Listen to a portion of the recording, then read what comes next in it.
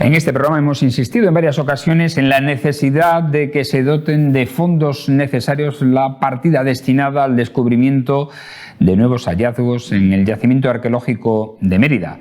Se trata de buscar una mayor implicación del Estado, tal y como se hizo antaño, lo que permitió que muchos de los monumentos se pudieran poner en valor para ser visitables. Hoy estamos ante una problemática en lugares como el Foro Provincial o la Huerta de Otero, aunque cierto es que en esta última se está llevando a cabo una tarea más amplia gracias al convenio entre el consorcio y las escuelas taller. Para alcanzar esta solicitud de financiación, primero debe ponerse de manifiesto el acuerdo plenario con el objetivo de elevarlo a instancias de la Junta de Extremadura y del Estado, que son las administraciones que pueden intervenir con fondos reales. Por eso, hoy ponemos en la picota la demanda de una gran actuación arqueológica en Mérida.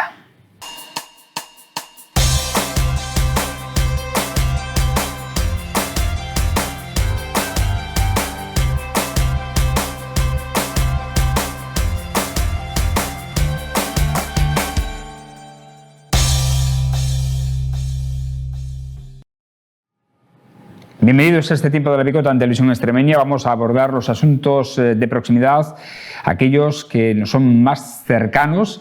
Vamos a informarles de ello y también a pasar por el tamiz de la opinión precisamente estos mismos asuntos. Para abordar esta tarea tenemos con nosotros a José María Díez. ¿Cómo está? Buenas noches, bienvenido. ¿Qué tal? Buenas noches, muy bien. Acalorado. Ya no iba a llegar, pero ha llegado y creo que ha llegado para quedarse durante mucho tiempo. Mucho tiempo.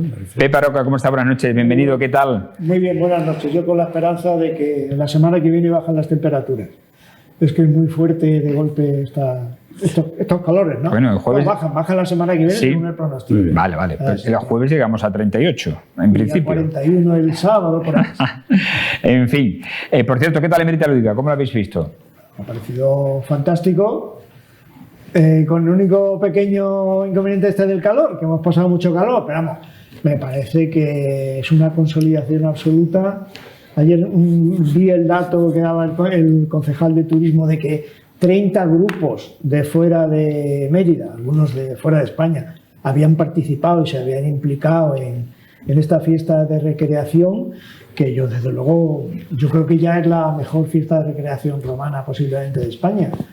Y ver grupos como el presencia de grupos de Lugo, y luego la participación de la gente, de Italia. Exactamente, el nivel de calidad que se está alcanzando, la variedad de programa que hay para elegir a la misma hora, según las opciones y gustos de cada cual, puede estar aquí y aquí. Yo creo que estamos ante una gran apuesta, una gran inversión.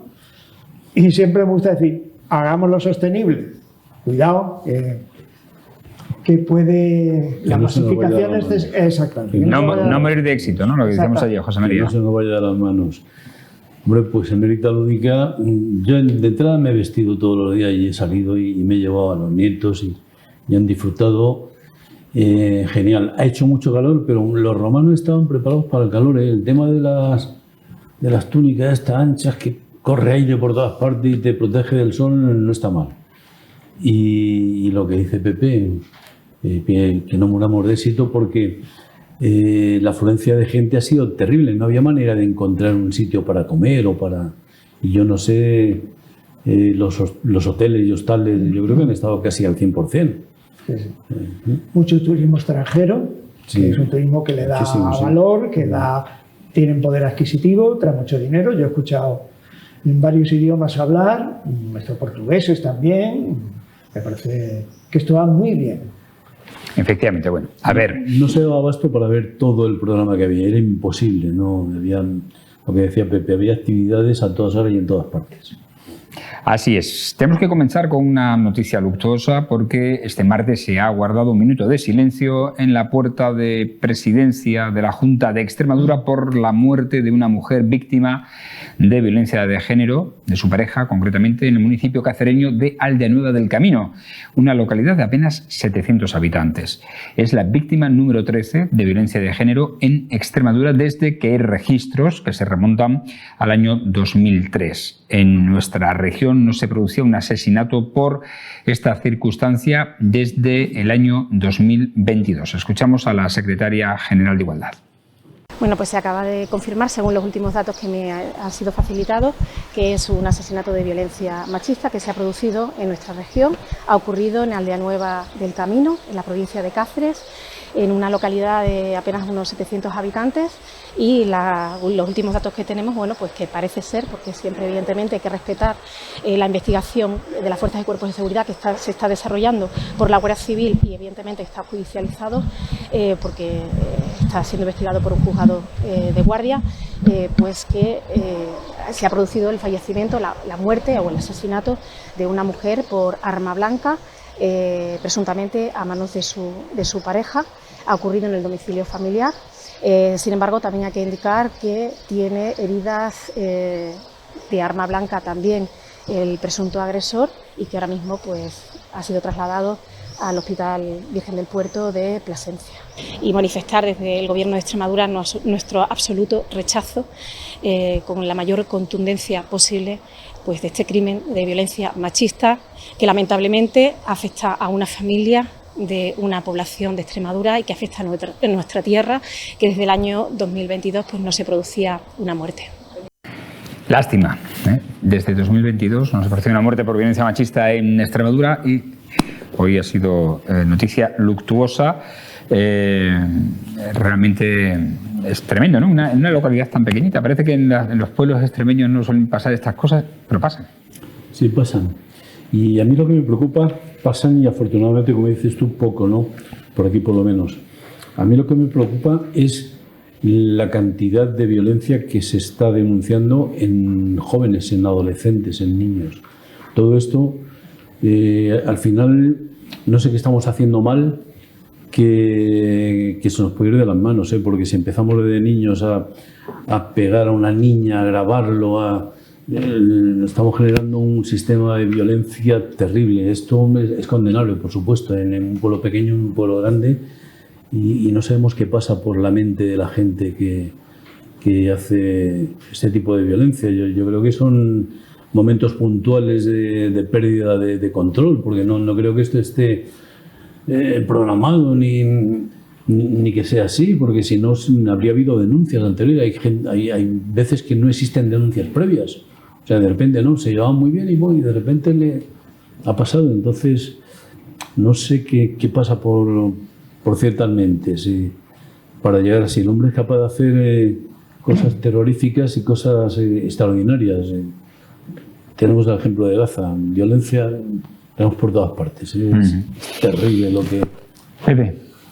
Lamentar esta muerte, dar la condolencia a las familias, a los amigos, y bueno, deplorar una vez más y reflexionar sobre el fracaso que significa entre dos personas que anteriormente han tenido una relación afectiva, que se llega al final a un desenlace de este tipo violento, con muerte. Es decir, dos personas que no pueden convivir, deben vivir cada una la vida por su lado, y ningún hombre puede sentirse con derecho de decidir sobre la vida de ninguna mujer, por supuesto. Así es, noticia de la jornada luctuosa, como hemos dicho. Vamos a otra cuestión, porque este miércoles a las 8 de la tarde en el Teatro Romano, vosotros que sois también melómanos, habrá un concierto conmemorativo del 10º aniversario de la proclamación del rey Felipe VI a cargo de la Unidad de Música de la Guardia Real. Las invitaciones gratuitas se podrán recoger hasta agotarse en los horarios de las taquillas del Festival de Mérida y de la Oficina de Turismo del Teatro Romano en la Plaza Margarita Xirgu. La Unidad de Música de la Guardia Real es una agrupación de referencia dentro del ámbito militar y cultural a nivel nacional. Está compuesta por un centenar de músicos profesionales pertenecientes al Cuerpo de Músicas Militares. Así que mañana, recuerden, es este concierto. Si quieren asistir, entradas gratuitas en la taquilla.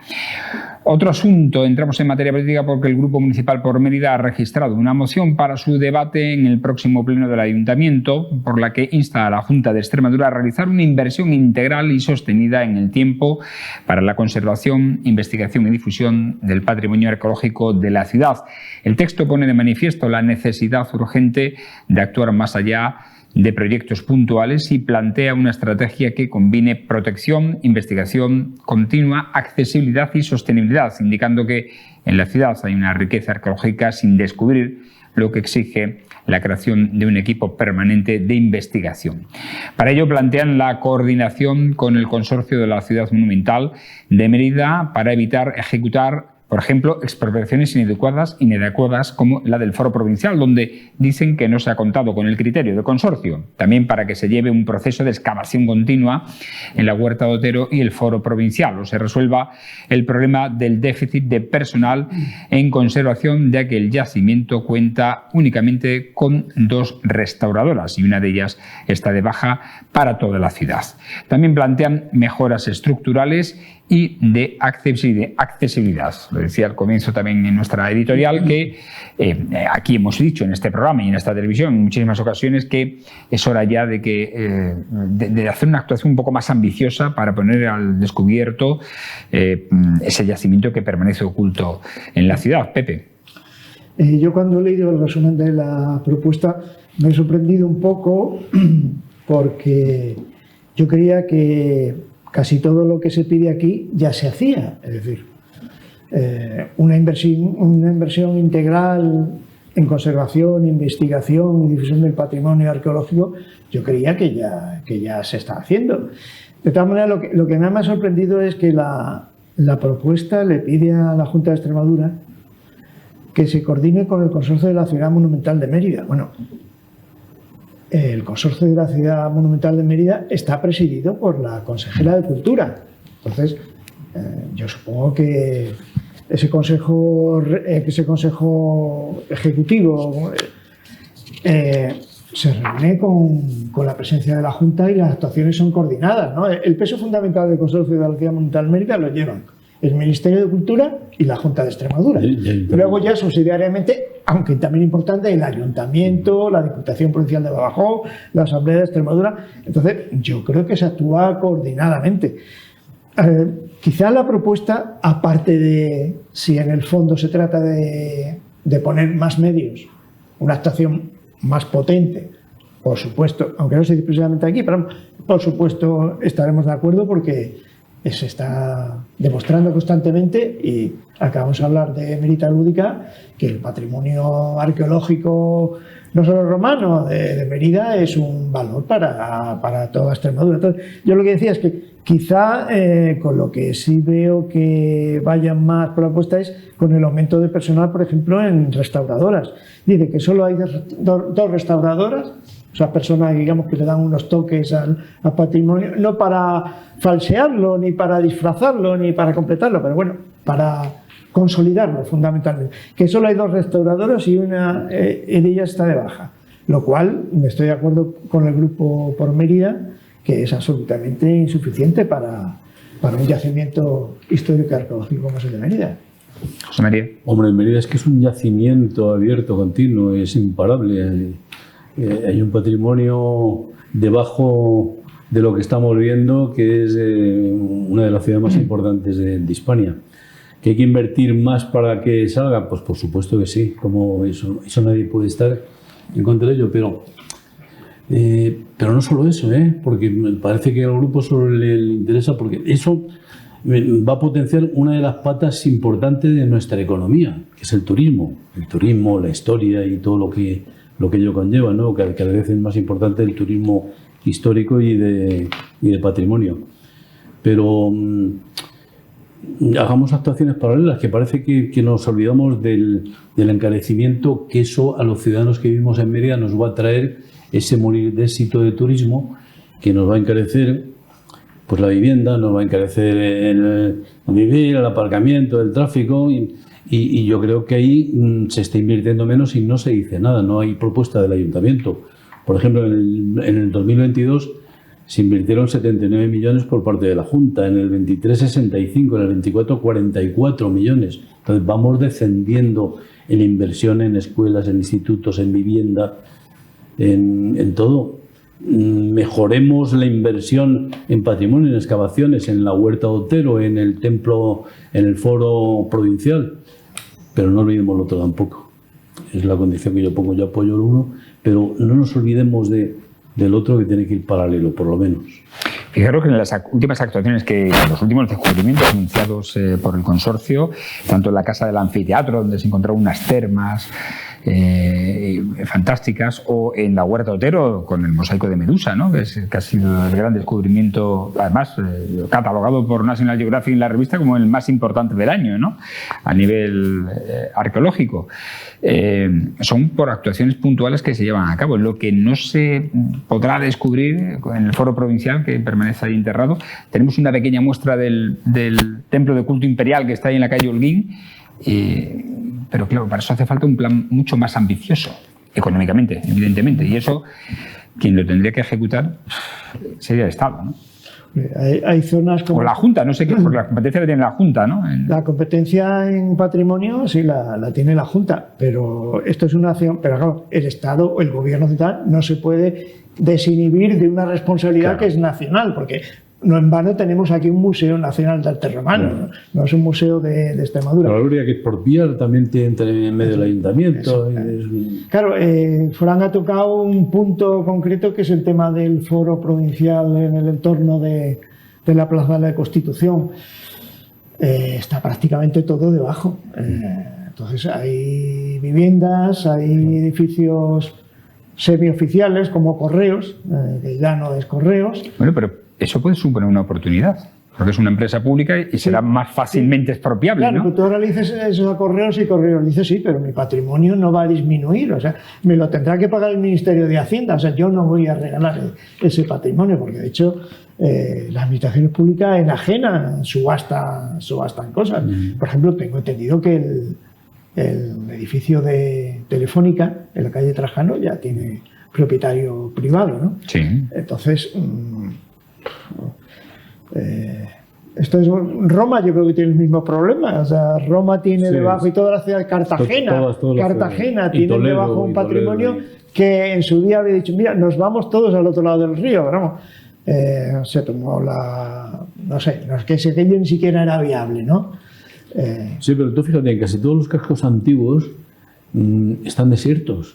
Están desiertos, no hay población. Es un problema. Aquí en Mérida, el casco antiguo está habitado. Se está viniendo abajo en buena parte. Hay casas cerradas, pero hay, muy antiguas. Hay población, hay muchísima gente. Por ejemplo, en el casco antiguo de Toledo, en el casco antiguo en Intramuros, yo no creo que no hay más de 6.000 personas.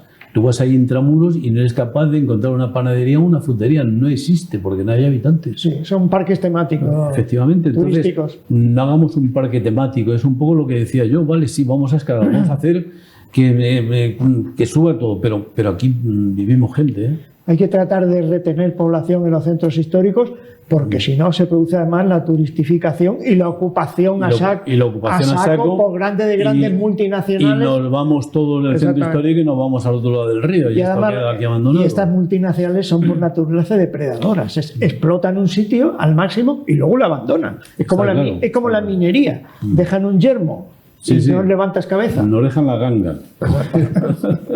Totalmente. Bueno, fijaros el maravilloso mosaico de Medusa, ¿no? Encontrado en la huerta de Otero. En fin, que nos sorprende. Llevamos unos cuantos años con algunos descubrimientos muy interesantes, muy importantes. Por eso insistimos en que quizás hay que ser un poquito más ambicioso. Ahí están las imágenes del templo de culto imperial al que me refería antes, ¿no? Donde está ahí al lado el foro provincial. Vamos al tema política, que está bastante interesante porque el PSOE de Extremadura cree que la presidenta de la Junta, María Guardiola, está actuando con una mezcla, dice, de ignorancia y mala fe al exigir a Miguel Ángel Gallardo que renuncie a su aforamiento, al ser esta cuestión legalmente imposible, lo que revela, dicen, el nerviosismo de la jefa del Ejecutivo ante la inminente entrada del líder de los socialistas en el Parlamento regional. Los socialistas extremeños plantean una propuesta clara y valiente, dicen, de eliminar aforamientos que Gallardo ha ofrecido este lunes a Guardiola, habiendo recibido una respuesta, dice, tan absurda como reveladora por parte de la presidenta de la Junta de Extremadura. En este sentido, señalan que la exigencia de que Gallardo renuncie a su aforamiento como condición previa antes de debatir la reforma del Estatuto de Autonomía, además de ser legalmente imposible, destapa, dicen, una inquietante mezcla de ignorancia y mala fe. Los socialistas subrayan que ningún diputado puede renunciar unilateralmente a su condición de aforado, según lo establece tanto el Estatuto de Autonomía de Extremadura como la Ley de Enjuiciamiento Criminal, por lo que entienden que estas declaraciones no son fruto del desconocimiento, sino de una estrategia calculada para desviar la atención y evitar un debate que incomoda al Partido Popular. José María, aforamientos. Tema escabroso. Sí. Tema escabroso, aforamientos. Se están dando titulares nada más sin ir al fondo del tema. Los aforamientos se hicieron para que nadie se le pudiera llevar a juicio por su actividad política, no por su actividad extra. Entonces, bueno, tienen que estar todos aforados. Mira, Guardiola yo creo que no es quien para decir que renuncia al aforamiento. Ya no puede decir a uno lo haya hecho como lo haya hecho.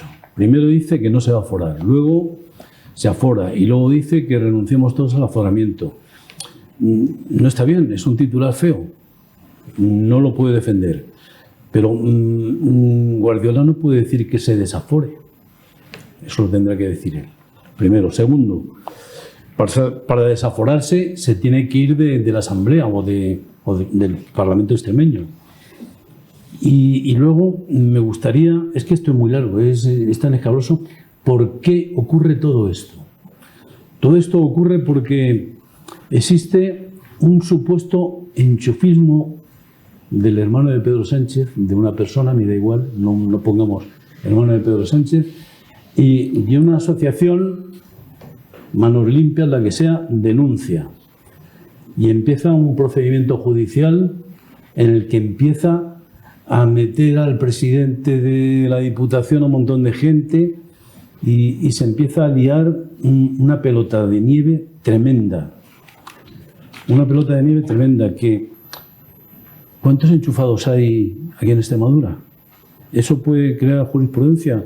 Yo creo que todos conocemos enchufados que hay en administraciones o posibles enchufados, presuntos enchufados, y a nadie se le denuncia ni se le monta un juicio. Si no, los juzgados estarían a tope. ¿Qué significa esto? Que existe una trama que va por lo que va a desgastar el gobierno. ¿Qué hace este hombre? Intentar defenderse. Mal a mi juicio. Yo creo que se ha equivocado. Se ha equivocado, no debería hacerlo.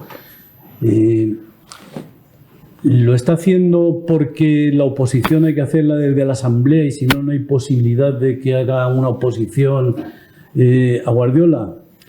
Pues posiblemente, a lo mejor no era el momento. Feijóo lo hizo en su día, cuando le nombraron presidente del Partido Popular. Se fue al Senado porque no pudo ir al Parlamento porque no iba en las listas. Y le hicieron un hueco y se metió en el Senado y renunció al otro. No dijo nadie porque no estaba imputado, que había motivos, porque podía haber un sindicato Manos Limpias que le hubiera denunciado por ir en una lancha con un narcotraficante, por ejemplo, ¿no? Yo creo que... Pero tenemos doble rasero con el tema de las imputaciones y el tema de los aforamientos. Resumiendo, porque es que es larguísimo, esto daría para todo un programa y nos podemos liar aquí debatiendo. El aforamiento no se puede decir no me voy a aforar, a los 3 meses a aforarme y al día siguiente decir vamos a renunciar todos a aforarse. Yo creo que eso no es defendible. Miguel Ángel Gallardo se ha equivocado. La presidenta, yo creo que no es quien para decir que se desafore él, porque ella no es quien para decir que el líder de la oposición renuncia a su escaño en el Parlamento extremeño. ¿Los porqués? Uf. Bueno, recordáis que antes del 2015 Guillermo Fernández Vara fue ante notario para renunciar a su aforamiento, algo que sirvió para nada. Que no vale. No vale para absolutamente nada. La ley dice que estás aforado, entonces para no estar aforado solo puedes dimitir y dejar el cargo. Me parece bien lo que ha hecho José María de ir a los antecedentes de todo esto. Claro, ponernos a hablar de la última consecuencia de un camino largo no ayuda a comprender el problema y el contexto. Se están juzgando unos hechos que sucedieron en 2016 y 2017, cuando Pedro Sánchez no solo no era presidente del gobierno, ni siquiera secretario general, además realmente había sido repudiado por sus propios compañeros, cesado, obligado a dividir en un comité federal y no era nadie. 7 años después, pues este sindicato, Manos Limpias, que fue condenado, luego fue absuelto por algunas cosas y tal, pues desempolva el asunto. Lo que parece ser que se está juzgando si la plaza, o sea, no solo si la plaza se ha cubierto de una manera con favoritismo, sino hasta si era procedente la creación de la plaza. O sea, eso me asombra, y no lo digo yo, lo han dicho catedráticos de Derecho. Es decir, un juez no puede erigirse dentro de una causa judicial en técnico de la Diputación o responsable de la Diputación para decir si esa plaza habría que crearla o no, porque entre otras cosas no existía la plaza, pero sí existían las funciones de coordinación que desarrollaban unos profesores de los conservatorios. Catedráticos como de Derecho Constitucional, como Javier Pérez Royo, catedrático de Derecho Constitucional de la Universidad de Sevilla, no ha tenido reparos en decir que estamos viviendo en España en general a una auténtica cacería judicial, con tintes políticos.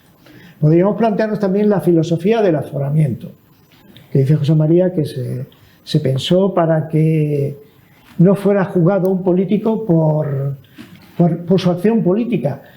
Pero lo cual ya nos lleva a una disfunción lógica. Es decir, entonces es que hay jueces que se atreven a hacer política juzgando políticamente a políticos. Esa no es la función del juez. En teoría el aforamiento no tendría por qué existir, porque si toda la judicatura y la justicia actuara conforme a la lógica, la jurisprudencia y tal, sería igual que te juzgara un juzgado de instrucción de ordinario como una audiencia provincial. Por otro lado, el aforamiento no siempre es bueno. Y hay decir, si quien sea María Guardiola, sea Miguel Ángel Gallardo, deciden acogerse a un aforamiento, no quiere decir que sea bueno. Y en Extremadura tenemos un ejemplo reciente, que fue el del exalcalde de Trujillo, Alberto Casero. Alberto Casero fue procesado por una malversación de caudales públicos, finalmente condenado, pero fue juzgado cuando era diputado del Partido Popular en el Congreso de los Diputados. Y él estaba sujeto a ese aforamiento. Al final, ¿qué es lo que hizo? Renunciar a él, o sea, dimitir de diputado nacional. Prefirió renunciar al aforamiento en el Tribunal Supremo, iba a ser juzgado ya por el Tribunal Supremo, que no había abierto el procedimiento de juicio oral, pero le había procesado y le tenía como imputado. Prefirió renunciar a ese aforamiento, dimitiendo de diputado nacional y por tanto sometiéndose de forma natural al juez ordinario de Trujillo, que es lo que finalmente sucedió. Fue la audiencia provincial de Cáceres la que finalmente le condenó. Es decir, que el aforamiento se puede considerar que es bueno o es malo. Lo peor es que pues, todo esto en la gente, que además si solo toma los titulares o lo último que ha sucedido o lo que más abulta, pues llevamos a la gente a tomar unos pensamientos y unas decisiones políticas o de opinión pública erróneas, ¿no? Basado en algo muy puntual que realmente nos afecta, no nos afecta al ciudadano y queda en nebulosa lo que sí nos afecta. Pues por ejemplo, 7.000 muertos más de 7.000 muertos en la Comunidad de Madrid, que Manos Limpias no denuncia. Más de 100 muertos en Valencia, que Manos Limpias no denuncia. Están en lista de espera 2 años para que te vea un cardiólogo, que Manos Limpias no denuncia. Entonces, todas estas cosas se pasan y Manos Limpias no denuncia. Denuncia un posible enchufismo en una diputación ¿Hay alguien que no conozca un posible enchufismo? Estoy seguro que todos los oyentes o toda la gente que está viendo conoce algún posible enchufismo. Entonces, a mí me gustaría que si esto sale así, pues que, bueno, pues que se juzga todo. Ya está ahí. Hay que decir que en España... Aquí no vamos a defender, por supuesto, ningún tipo de enchufismo. Claro, ¿no? yo no voy a defender. Pero me parece que se ha ido un poco de madre para desviar y hacer daño. Hay que decir que el aforamiento tiene mala prensa, pero efectivamente no debe ser así. No debe ser así porque al fin y al cabo lo que insta es a un tribunal de instancia superior a juzgar. No creo que sea partidario... Pero por natura no debería de existir. No debería existir, efectivamente. Si la justicia funcionara igual para todos, si la justicia igual para todos, que no es verdad, no habría problema en que te juzgaran. Pero ojo, porque los políticos son la menor parte de los aforados. Me explico.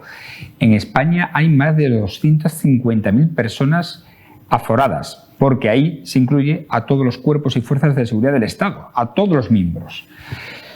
Evidentemente, también a miembros de las instituciones del Estado y de las comunidades autónomas, pero estos son 17.600. Entre cargos, etcétera y tal.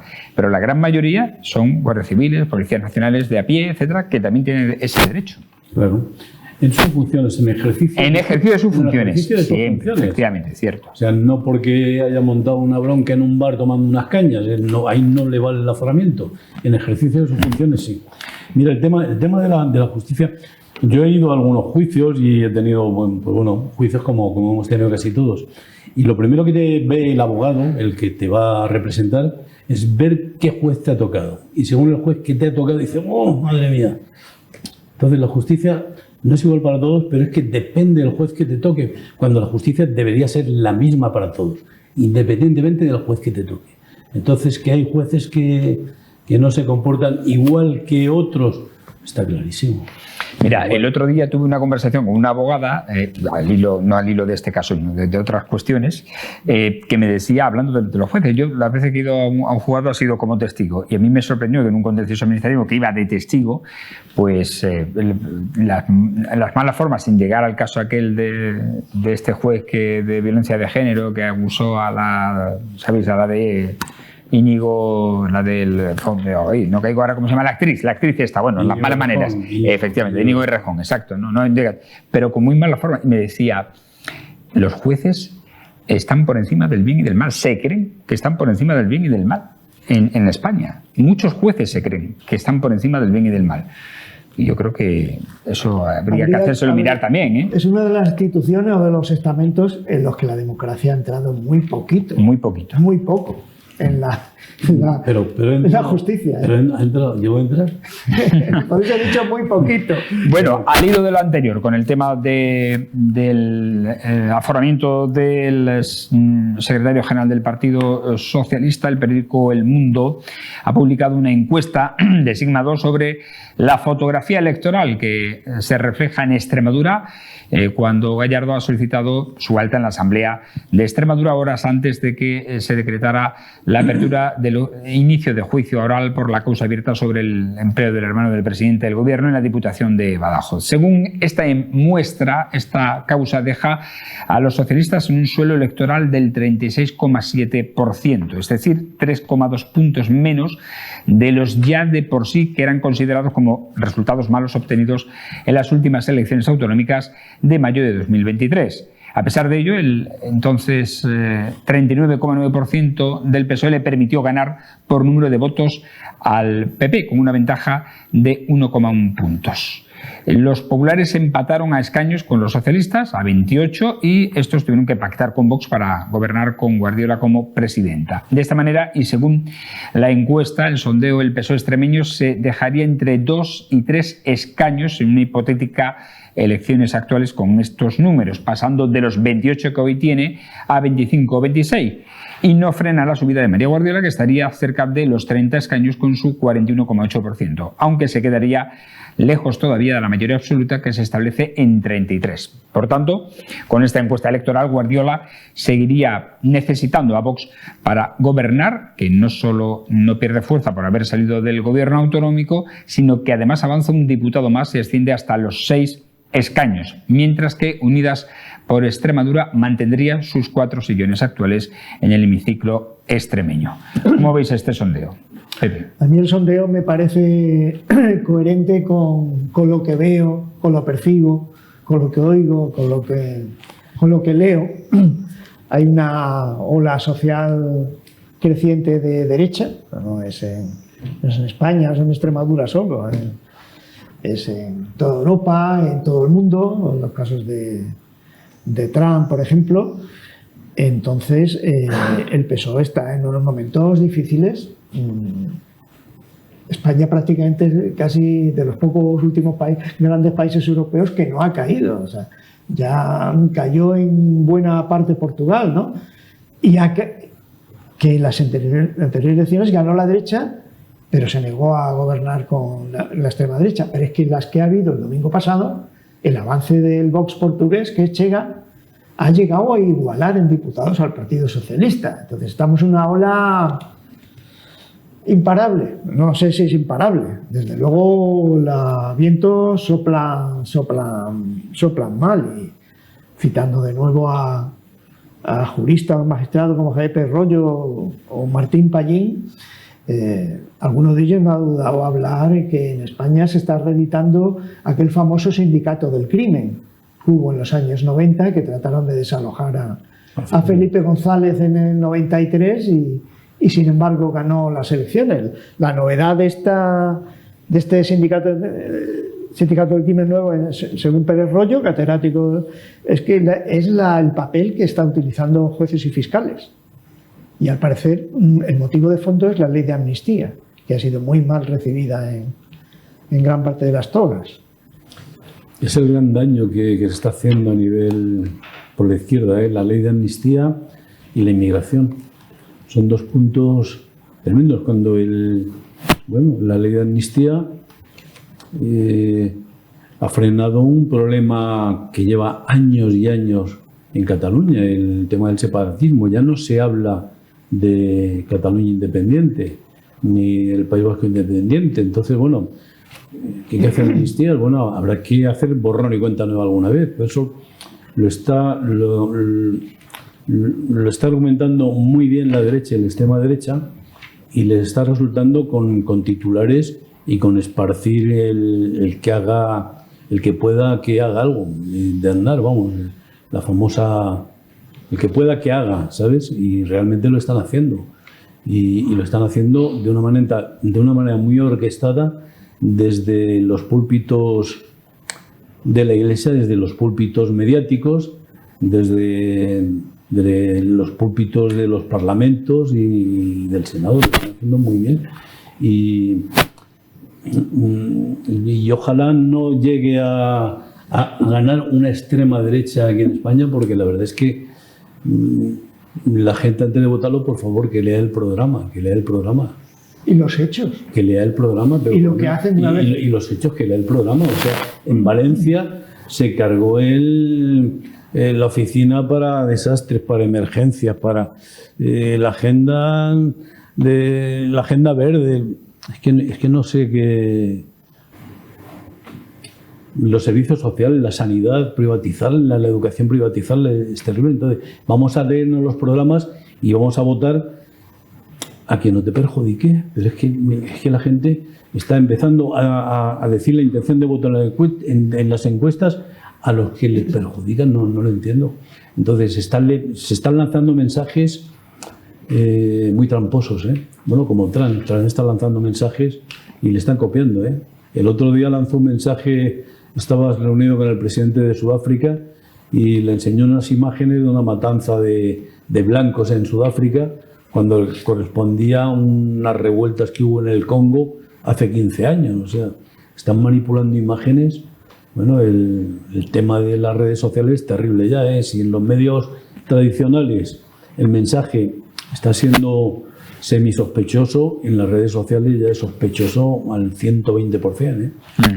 Por cierto, al hilo de esta encuesta, parece que pudiéramos estar en torno a una posible convocatoria de elecciones en algunas comunidades autónomas, no sabemos si en Extremadura sí o no, con estos datos, porque el portavoz nacional de Vox, José Antonio Fuster, ha sugerido este lunes que el líder del PP, Alberto Núñez Feijóo, puede querer convocar elecciones en las comunidades en las que no hay acuerdo entre ambos partidos para sacar adelante presupuestos autonómicos.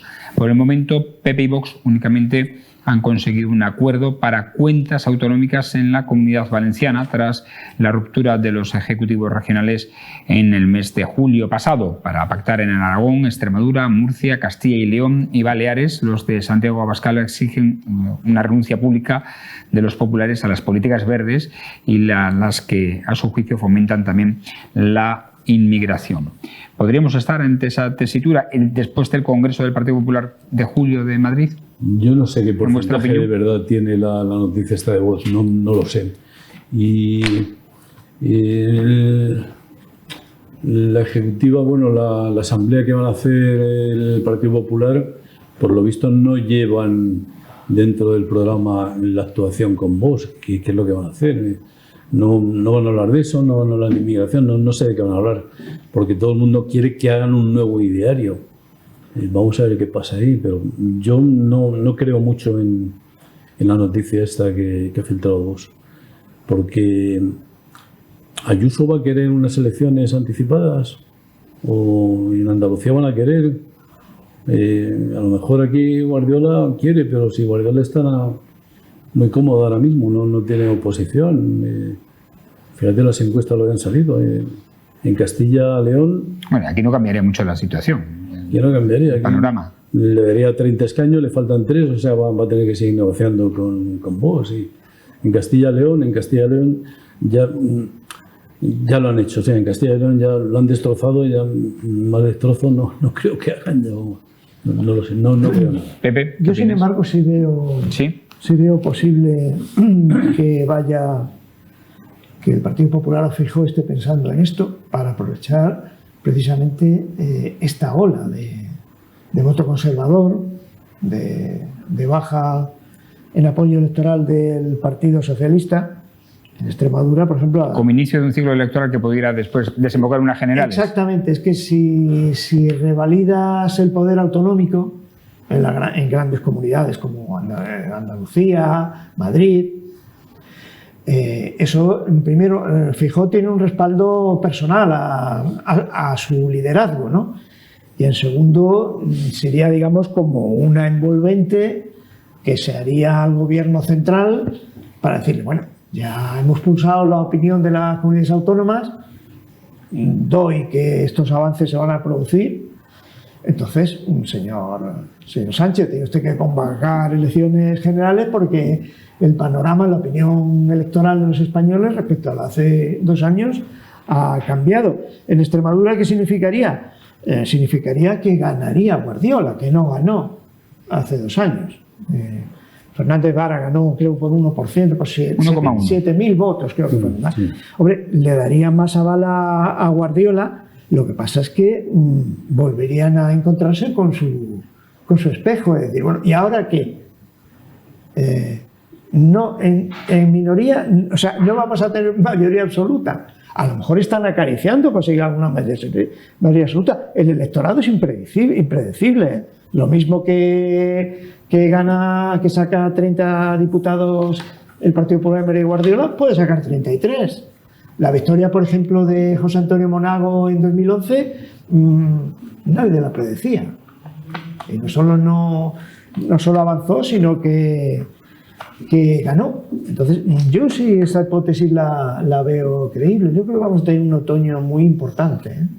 Porque además, yo creo que, en fin, si además se están resquebrajando apoyos del Partido Socialista a escala nacional, por ejemplo, es Junts, que prácticamente ya está afuera. Podemos también no está muy por la labor. Entonces, ese bloque está ya muy resquebrajado. No sé, yo vuelvo a insistir. Yo creo que a Andalucía no le interesa y Valencia no le interesa, por supuesto, y en Cataluña tampoco, y el País Vasco tampoco. Si es que hay serían regiones, sus presidentes. Hay regiones en las que el Partido Popular no va a rascar voto No, pero serían elecciones Y en dirigidas por otros cada... donde ya los tiene. Elecciones dirigidas por cada presidente autonómico. Sí, es el sí, que claro, tiene la claro, facultad, sí. ¿no? A eso me refiero, que hay, en Galicia ya lo tienen, en Andalucía ya lo tienen, en Madrid lo tienen. ¿Qué van a ponerse? ¿A exponerse a ver algún No, susto? digamos, incrementar la presión sobre el gobierno. Y donde no lo tienen, no lo van a tener. Y donde lo tienen en Valencia, puede que lo pierdan. Eso está ahí, ¿eh? Entonces, yo es que creo que lo que tienen, lo tienen ya. ¿Qué van a ganar? ¿Qué ganan? Si convocan elecciones a nivel autonómico, ¿qué región pueden ganar?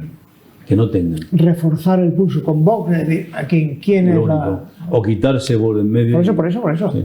Liderar, es decir, mira, no... Puede ser, puede ser. Bueno, señores, llegamos al final de este tiempo de picota con temas que hoy venían cargaditos en la actualidad y que hemos analizado aquí en este espacio. Como siempre, agradecer a nuestros picoteros su opinión acerca de los temas que proponemos. Gracias, Pepe, que tengas una buena semana, no pases mucho calor. Muchas gracias, buenas noches. 41 grados el sábado. Sí. Y José María, lo mismo te deseo, Buenas que tengas noches. una muy buena semana. Igualmente, que tengáis una buena semana, fresquita. Gracias. Y a ustedes, como siempre, fieles a la cita, les esperamos mañana en una nueva edición de La Picota en torno a las 10 menos 25 de la noche, aquí en Televisión Extremeña, en la TDT y también en nuestra página web y redes sociales. Así que hasta entonces, buenas noches, sean felices.